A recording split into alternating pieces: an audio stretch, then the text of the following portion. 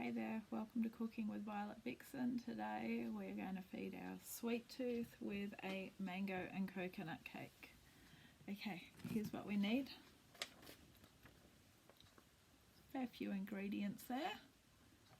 Today we are going to be good and do it in the round pan, so team round pan. And we need to grab a few ingredients. Put your oven on 180. I'm doing 160 because mine's not fan forced, it's whatever it wants to do. And gather up your ingredients, weigh them out, measure them, get them all ready, and we're going to make this cake work. Okay, so now everything's ready. You have to excuse me for having coffee. I'm very tired. Okay, so got everything ready. You've got your round cake pan. Grease it, line it. I know last week I said I don't like round cake pans, but this one I can at least release it and it's easy enough. So fully greased, lined. It's our first thing we need. Don't forget to grab a whisk. You need a sieve for sifting, and you're going to need a jug for jugging, not really jugging, for putting all your other ingredients in. Okay, so let's get going. Alright, sift your flour into a large bowl. So we've got 1.5 cups of self-raising flour. I like this little sifter thing that goes straight over the top of a bowl because obviously it's so much easier. Once that's all sifted in, you're going to stir in your, don't you love when it sticks to the bottom? Sift away. Then you're going to grab your 3/4 of a cup of caster sugar. I'm just going to mix it in this. That's the great thing about this actually being a bowl. I'm going to try and save on a little bit of washing up because the day's going away and I have to go to work. Early work today. Oh yeah, and I would love cake before I start work today. So I'm on a mission. Alright, so grab that caster sugar. Chuck that in. I always like to give everything a stir. I realise I've got a teaspoon here, but just give it a quick stir. And then get your 1/2 cup of desiccated coconut. Yep, 1/2 cup. Alright. So that's all our dry ingredients. Make sure that's all in there, all good.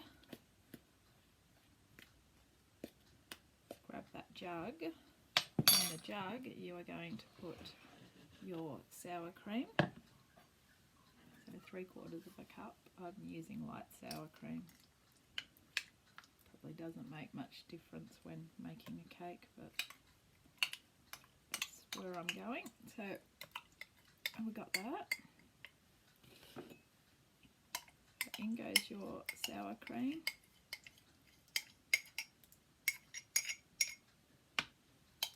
Your 2 eggs, which you're going to lightly beat. I've just, to make it quicker, I've just put mine in teacups.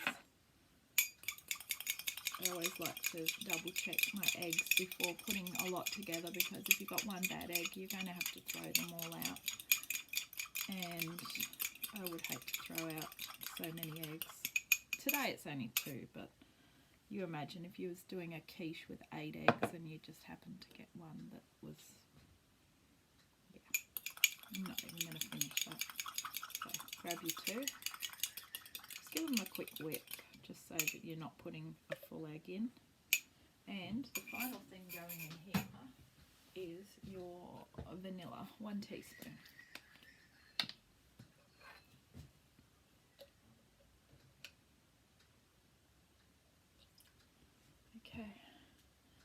Your whisk, doesn't really matter what size whisk you use, as long as you can whisk everything. If you don't have a whisk, just use a fork. Just something that's going to mix all that together so that you won't even know if it's everything.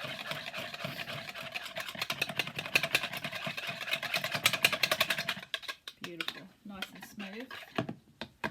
Okay. Grab that bowl that you had your dry ingredients in, make yourself a well and get a spatula. I got some new spatulas. They're white. Didn't have a choice of colour, but the reason I brought these was I have been looking for the little one that came with it, because these are perfect for when you want to get things out of the jars. So I got 3 of them. Thanks, Spotlight.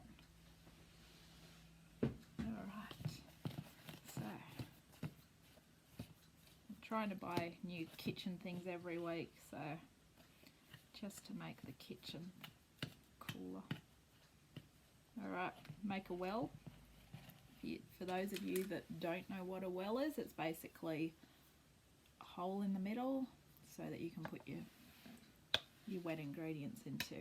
The reason why you do the well is so that when you mix it, you're going to make sure that everything's all mixed in, especially when it comes to flour. You don't want to have floury bits while you're eating your cake, especially not this one. Alright, so get that spatula or wooden spoon or whatever spoon you desire and give that a real good stir.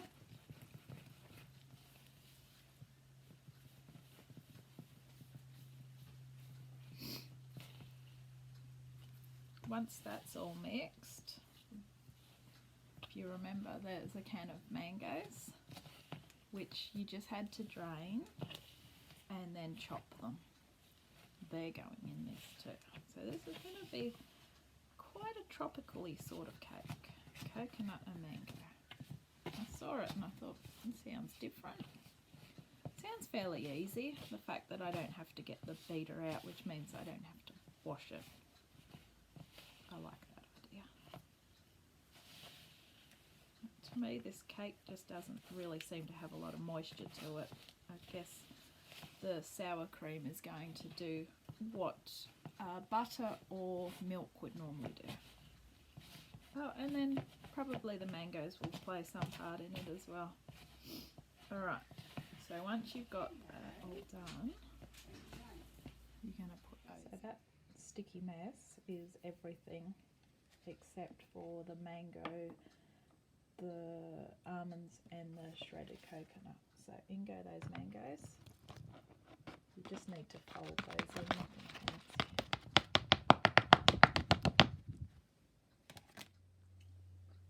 Okay, that's in the pan.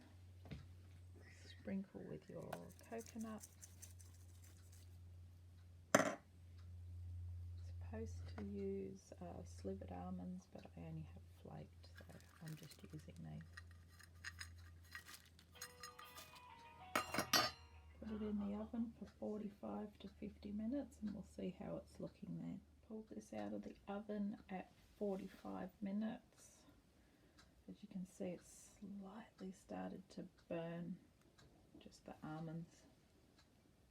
Can't wait to try that. And thanks for watching Cooking with Violet Vixen, and we'll catch you next time. Bye.